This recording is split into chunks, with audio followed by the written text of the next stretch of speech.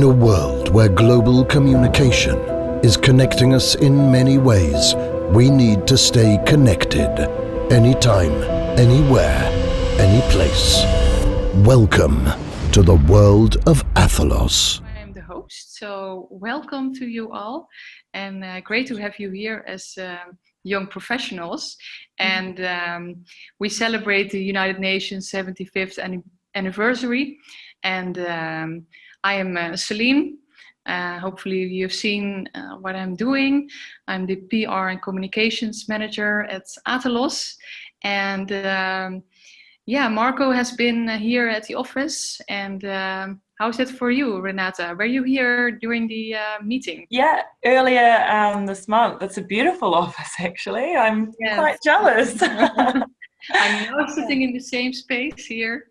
But, great to have you here. And during this session, we're gonna talk about the sustainability and the sustainability development goals. And I'm also curious, who of you has seen the panel discussion of yesterday? No, I missed that one. I missed as well. I saw it. Marco, you saw it. How was it for you? Was it inspiring? Did you some? So when I think back about the panel session of yesterday, I think it was very inspiring to see that we had a global panel and global attendees discussing with each other the sustainable development goals and more broadly also the necessity to do good. It was great to see. Personally, though, I did think that much of the input from the panelists was focused on what can you do yourself as an individual. Yeah. And I believe that the urgency that today is required, that needs not only thinking about what can I do as a person and as an individual and as a citizen, but to think way bigger, what can we do as an organization or as a group of businesses? So basically to think way more strategically about this, because let's face it, the people on the other side, so to say, that maybe have different interests, they are very strategic about the way that they try to basically steer things in a different direction. So we need to be very strategic about the SDGs as well. Yeah, interesting what you say, being strategic, and agree with you. And now it's a decade of action of the sustainability goals. And first, I also would like to explain a bit more about what we do at Athalos, because here at Athalos we really care about doing good, as you say, Marco. And for us, sharing is really important. We have the revenue share model for our services, and we really care about donations, about NGOs, about charities, and care about helping them to get more revenue, to share with them, and to empower people. So that's what we do. And for me personally, the sustainability goals are also about caring about the environment. What can we do as a person, and what can we do in a company and in a society, and how can we inspire others to be more aware and to really take action to reach those goals. And my first question for you is about what actions have you been taken for reaching the sustainability development goals? Who of you likes to start? Well, I can start. Or go ahead, Sophia. Or Renata? So I am a procurement professional. So what I try to do in my day-to-day job is to push for more sustainable procurement. And it varies depending on what kind of things you buy. So if you're buying raw materials, you have to push for making sure that if it's some raw materials that come from developing countries, for example, the countries in Africa, that lots of raw materials are very specific from there, that you have to make sure that your suppliers from there are paying basic income, that they are not using child labor, that they are not, making people's lives even more miserable just because they need to survive. And how do you control that as a company? There are some auditing companies, so partners like SGDs, and there are other small specific companies that act in each of those countries, and you have to create partnership for auditing, because even though they can send you a lot of paperwork and say, yeah, we did this and that and that, if you don't send someone eventually as a surprise to show up there, you can never guarantee that it's happening. But of course, you cannot be everywhere all the time.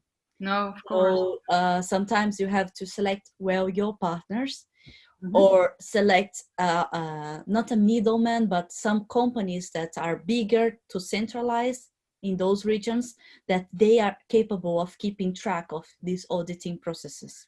And do you really see change in those companies?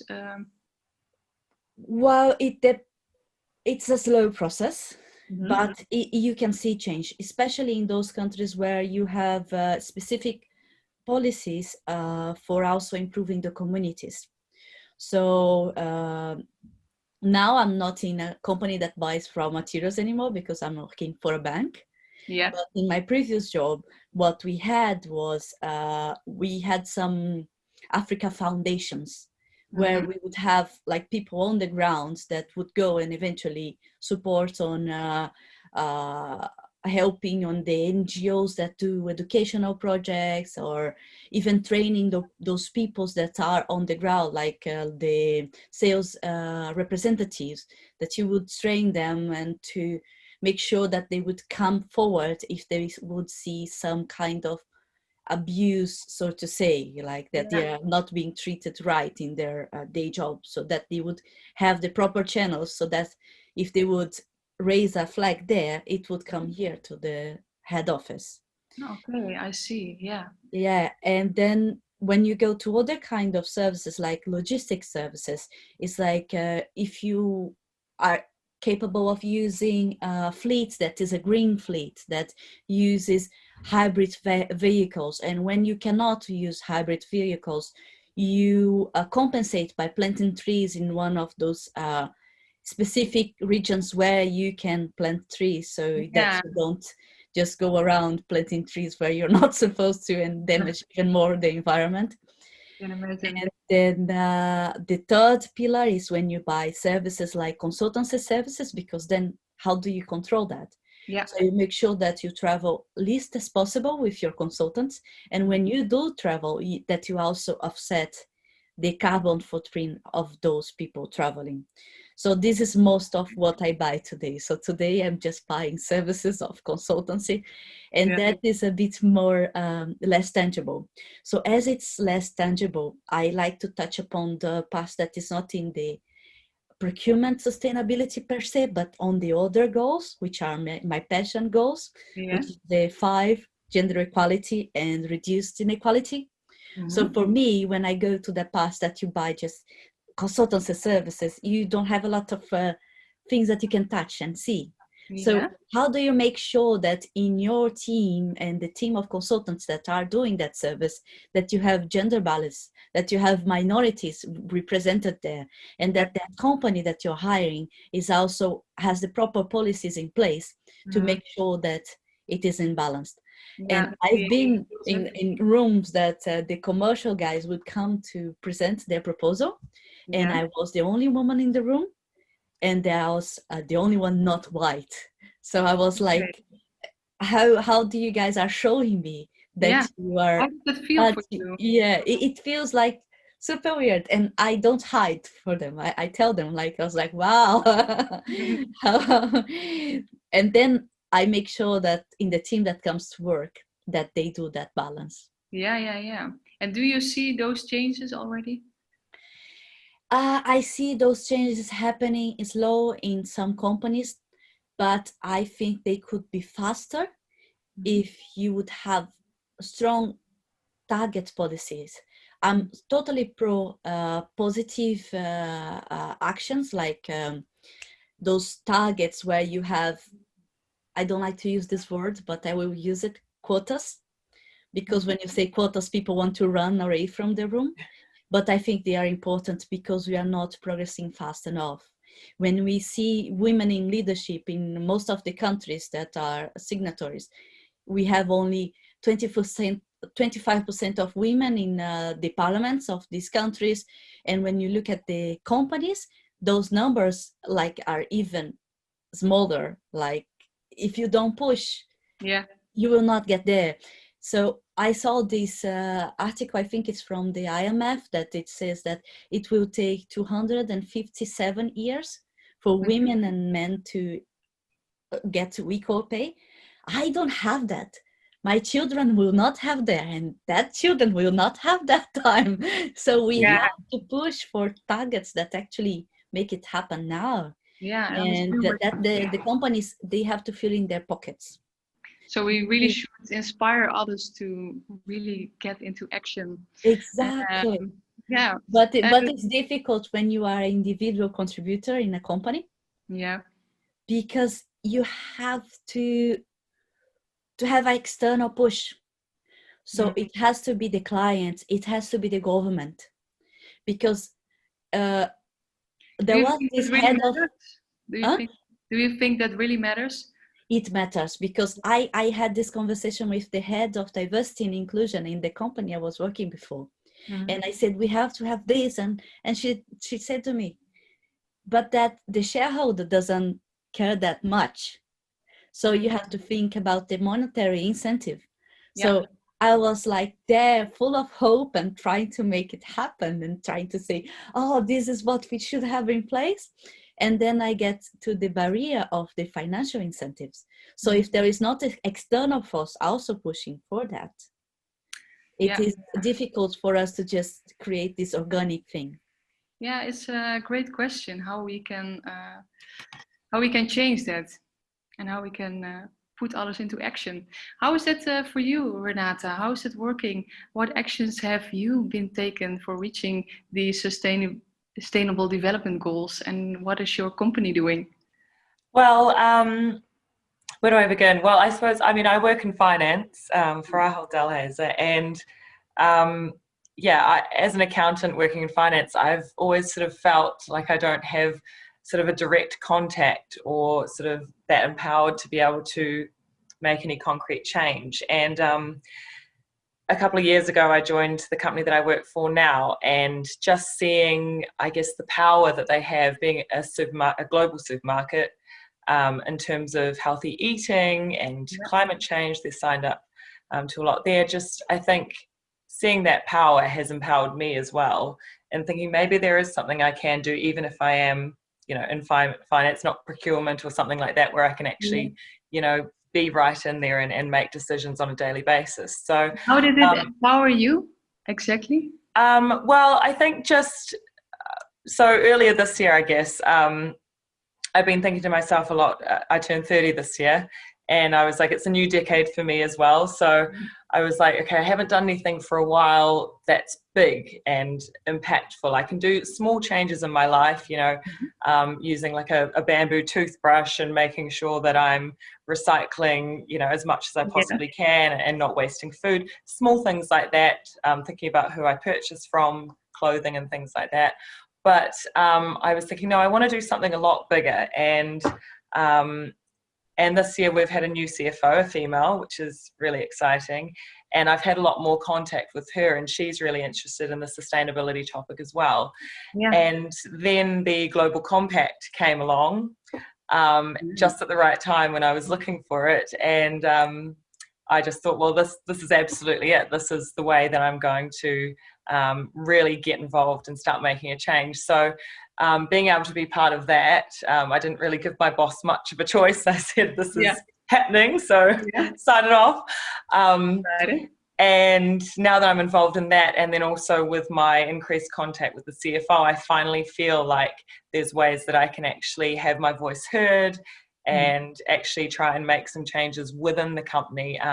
One of my top SDGs is the sustainable consumption and production, and being in a company that has, you know, where literally it's all about food, it's all about packaging.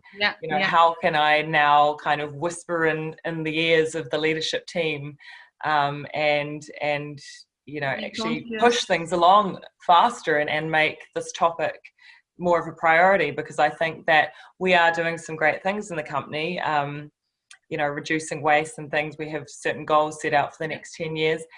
I just think that there's more, and I think that it's not really at the forefront of people's minds. I mean, we have a huge employee base, you know, in the US and around Europe, and even further afar. And I just think that there's such an opportunity there for us to make our employees more aware of it too. Even if we do just work in finance, we can still make changes personally and also push the company as well. Yeah, exactly. And as you say, actions on daily basis, and actions in the food related. What can other people do for being more conscious? What do you think?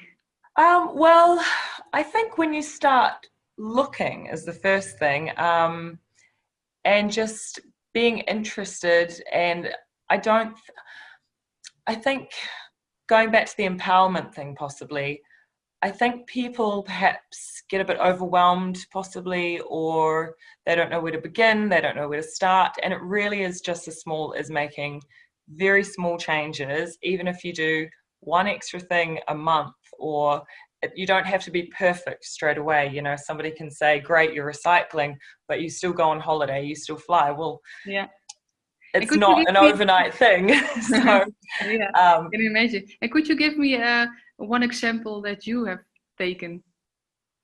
So with, I guess linked again to work, just seeing how much plastic with the food packaging that I'm buying all the time. And I'm starting now to think that maybe, I mean, it's hard when we're not in the office and I can't just take a bag of garbage in, but maybe I can start taking some photos and just be like, this is what I've collected from a week for one person.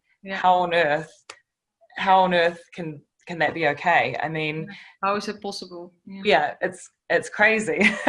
And even when I'm trying to not buy things that are packaged in plastic, for example, something as simple as avocados, single-use avocados, they take longer to ripen, of course, they're not ready to go, but they're not wrapped in plastic. So if I want to eat avocados, I have to buy them earlier and be organized. Otherwise, I just can't have them because they're wrapped in plastic, the ready-to-go ones. So little things like that where I'm kind of applying some discipline and to myself and just saying, look, you know, there's an alternative and you can just have it later. You don't have to have it right now. So things like that, change in mindset, I think. I agree with you. When I was in Bali, I really became conscious about the plastic issue and how that should be solved. And because there you really saw it happening, plastic all around on the streets and in the sea.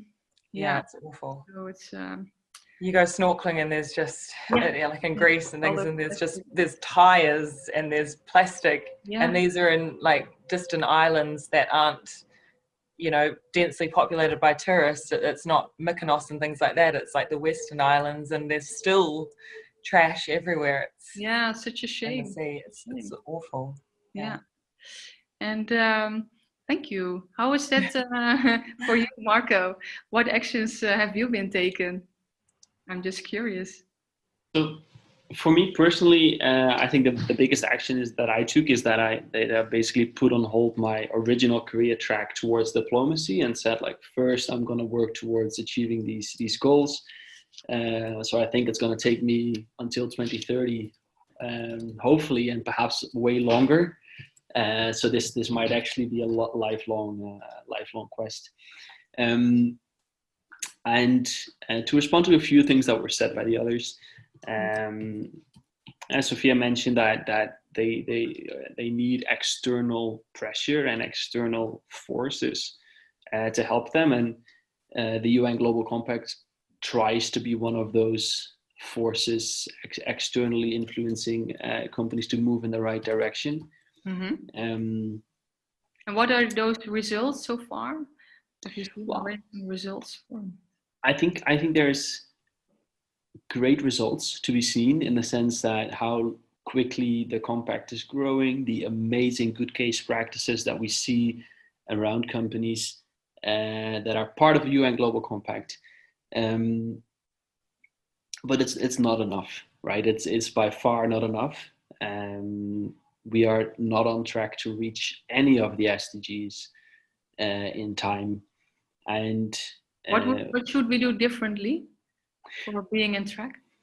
So what I think what needs to be done is that bold choices need to be made, both by companies themselves and, if possible, also by governments. But to be honest, I've started to lose faith in the role of governments for this decade of action, seeing what's happening out there. Last night I saw a documentary regarding climate scientists having to flee the United States. So to be honest, I don't put my faith in governments. I put them in companies at this point. And we've seen also from a recent barometer that actually most of the population is putting their trust in companies, not in governments at this point. Yeah. And with bold choices, what I mean is, for example, we really need to change the way that we reward people. We should not only reward people within companies if they found a way to make more money. We should also reward them if they find a way to make the company more sustainable, which in the end will make them more money in the long term anyway. But it's part of human nature to be kind of like short-sighted.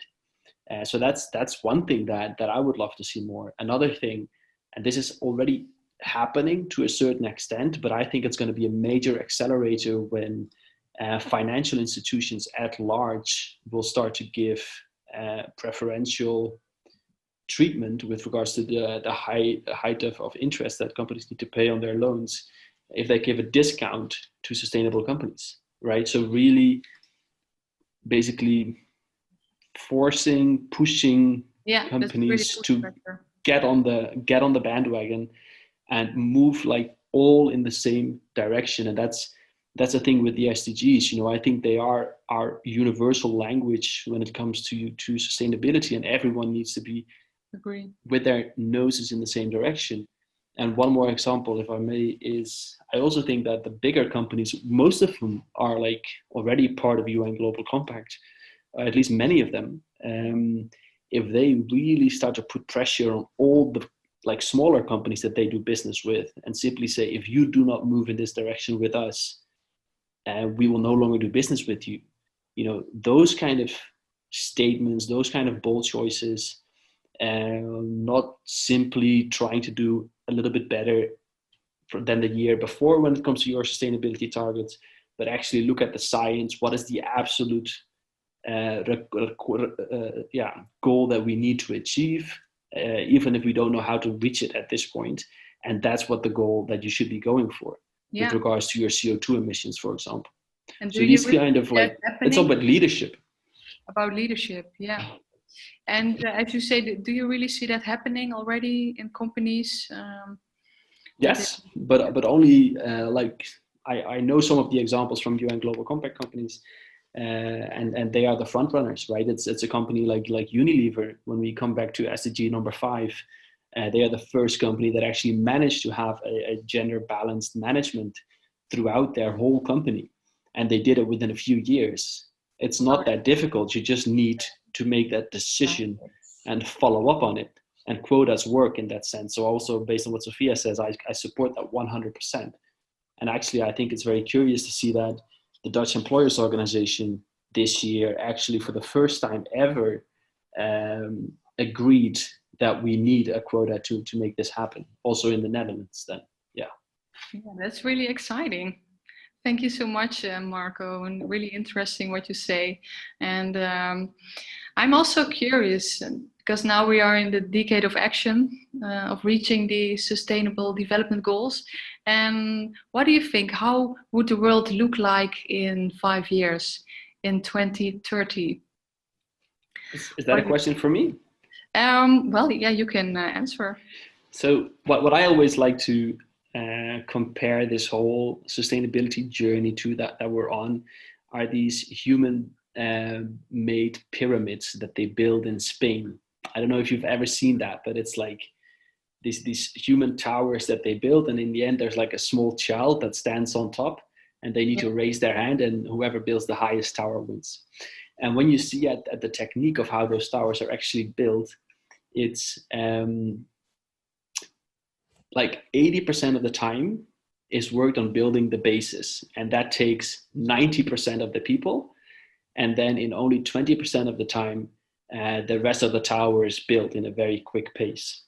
So it is my hope, and it's also a necessity, to be honest, that reaching the sustainability goals will be a similar process. And I think for the past 5 years, we've been really building that base. And I think for the next 5 years, we still will be building that base, but hopefully with more action, maybe already putting one level on top there.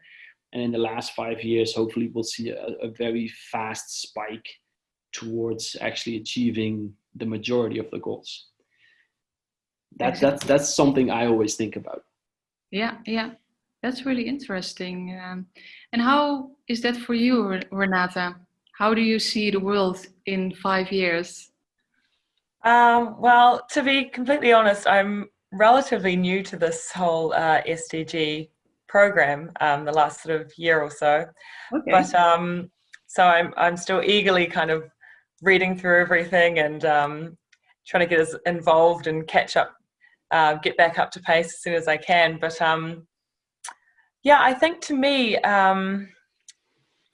just more awareness is going to kind of, I suppose it's contributing to that sort of tower that Marco touched on, is that it's, you know, you have one person tell two, and then those two tell more people, and then it kind of builds like that. So although maybe it doesn't necessarily look like we're going to, in some people's opinion, of course, reach People it in 10 inspiring years. others. Yeah, I think it's that continual inspiring of others that's going to grow and change a lot over the next 5, and then on to the next 5 years after that. And from inspiration, they go into action. Yeah, but it will just be interesting to see, the timing of it. I think it may be in the last 5 or even the last, 2 or even 3 years that the major changes happen. I think it's going to be, a lot of work to get there. But I like the analogy that Marco used with the tower. I think that makes a lot of sense. Yeah, me too. I really like that. Yeah. Thank you. And Sophia, how is it for you? Yeah, I think I have to go back to getting more hope, because like a bit like in the sense that Marco was saying, a lot of the responsibility is being put on the individual contribution instead of in the big companies. And if you look, there is 100 companies that make up to 70% of the carbon emissions. So if we raise the awareness of which are these companies, and we push the pressure, like individuals and governments and everyone starts pressuring these 100, we make much more effects than just individuals. Doesn't mean that we take out all your responsibilities, like eating more bio food and trying to avoid eat meat every day and trying to do the small things. They matter. But what matters more is if we focus on the big chunk.